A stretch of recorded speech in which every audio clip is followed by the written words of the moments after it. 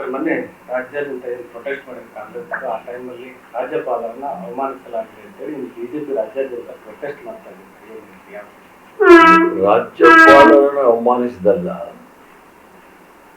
ರಾಜ್ಯಪಾಲರು ಸಂವಿಧಾನಕ್ಕೆ ಅಪಮಾನ ಮಾಡಿದಾಗ ಅದರ ವಿರುದ್ಧ ಪ್ರತಿಭಟನೆ ಮಾಡತಕ್ಕಂಥದ್ದು ಪ್ರಜಾಪ್ರಭುತ್ವದಲ್ಲಿ ಸಂವಿಧಾನಿಕ ಚೌಕಟ್ಟಿನಲ್ಲಿ ನಮ್ಮ ಹಕ್ಕು.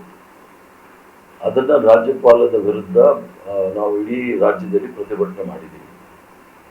ಸಾಂವಿಧಾನಿಕ ಮುಖ್ಯಸ್ಥರಾಗಿ ಸಂವಿಧಾನದ ರಾಜ್ಯದಲ್ಲಿರ್ತಕ್ಕಂಥ ಸಂವಿಧಾನದ ಮುಖ್ಯಸ್ಥರಾಗಿ ಭಾರತೀಯ ಜನತಾ ಪಾರ್ಟಿಯವರ ನಿರ್ದೇಶನದಲ್ಲಿ ಅವರು ಕ್ರಮವನ್ನು ಜರುಗಿಸಲಿಕ್ಕೆ ಆಗೋದಿಲ್ಲ. ಆದ್ದರಿಂದ ಪ್ರತಿಭಟನೆ ಸಾರ್ವಜನಿಕರು ಮತ್ತು ಪಕ್ಷದ ಕಾರ್ಯಕರ್ತರು ಸೇರಿ ಮಾಡಿರ್ತಕ್ಕಂಥ ಪ್ರತಿಭಟನೆ. ಅವಮಾನಿಸಲಾಗಿತ್ತು ಅಂತ ಅಂದ್ರೆ ಅವ್ರ ಭಾವಚಿತ್ರಕ್ಕೆ ಚಪ್ಪಲಿ ಹೊಡೆಯಲಾಗಿರ್ಬೋದು, ನಿಂದಿಸಲಾದ ಆಯ್ವಾನ್ ಬಿಸೋಜಿ ಅವರು ರಾಜ್ಯಭವನಕ್ಕೆ ನುಗ್ಗುತ್ತೇವೆ ಅಂತ ಹೇಳುವಂತಾಗಿರ್ಬೋದು. ಇದು ಎಷ್ಟು ಸರಿ? ಈಗ ಕೆಲವೊಂದು ಭಾಷೆಗಳಲ್ಲಿ ವ್ಯತ್ಯಾಸಗಳಾಗುತ್ತೆ, ಆದರೆ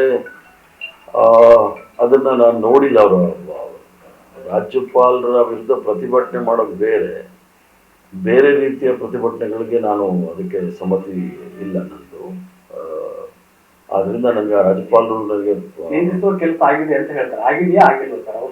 ಈಗ ಅವ್ರು ಹೇಳ್ತಕ್ಕಂಥದ್ದು ರಾಜ್ಯಪಾಲರು ದಲಿತರು ಅವ್ರ ಮೇಲೆ ಅಪಮಾನ ಮಾಡಿದ್ದಾರೆ ಅಂತ ಹೇಳಿ, ದಲಿತರ ಮೇಲೆ ಯಾವ ರೀತಿಯ ಕಾಳಜಿ ಮೊಸಳೆ ಕಣ್ಣೀರು ಭಾರತೀಯ ಜನತಾ ಪಾರ್ಟಿ ಅನ್ನೋದು ನನಗೆ ಅರ್ಥ ಆಗ್ತಾ ಇಲ್ಲ.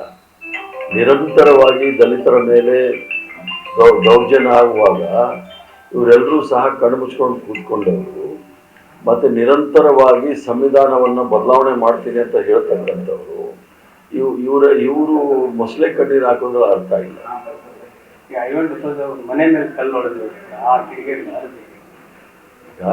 ಪ್ರತಿಭಟನೆ ಮಾಡುವಾಗ ಐವಾನ್ ಡಿಸೋಜ ಅವರು ತಪ್ಪು ಮಾಡಿದರೆ ಕಾನೂನು ಕ್ರಮ ತೆಗೆದುಕೊಳ್ಳಿ, ಅದಕ್ಕೇನು ಬೇಡ ಅಂತ ಹೇಳೋದಿಲ್ಲ. ಆದರೆ ಮನೆ ಹತ್ರ ಹೋಗಿ ಕಲ್ಲು ಹೊಡೆಯೋದು ಅದೆಲ್ಲ ಹೇಳಿತನ.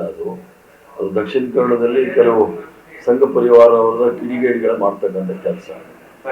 ಬಾರಿ ಸದ್ದು ಮಾಡ್ತಾರೆ. ಇದರಲ್ಲಿ ದಾಖಲೆಗಳನ್ನ ವೈಟ್ನರ್ ಹಚ್ಚಿ ತಿದ್ದಲಾಗಿದೆ ಅನ್ನುವಂಥ ಆರೋಪವನ್ನ ಎಚ್.ಡಿ. ಕುಮಾರಸ್ವಾಮಿ ಅವರು ಮಾಡ್ತಾ ಇದ್ದಾರೆ. ಈಗ ಮೂಢ ಆರೋಪದಲ್ಲಿ ಆರೋಪ ಮತ್ತು ಪ್ರತ್ಯಾರೋಪ ಆಗ್ತಾನೆ ಇರ್ತಕ್ಕಂಥ ನೋಡ್ತಾ ಇದ್ದೀವಿ.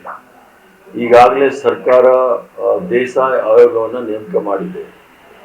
ದೇಸಾಯಿ ಆಯೋಗ ಇವೆಲ್ಲವನ್ನು ಸಹ ಕುಲಂಕುಷವಾಗಿ ತನಿಖೆ ಮಾಡಿ ವರದಿ ಕೊಟ್ಟ ನಂತರ ವೈಟ್ನರ್ ಹಾಕಿದಾರ, ಬ್ಲ್ಯಾಕ್ ಇಂಕ್ ಹಾಕಿದಾರ, ಗ್ರೀನ್ ಇಂಕ್ ಹಾಕಿದಾರ, ರೆಡ್ ಇಂಕ್ ಹಾಕಿದಾರ, ಎಲ್ಲ ಹೊರಗಡೆ ಬರುತ್ತೆ.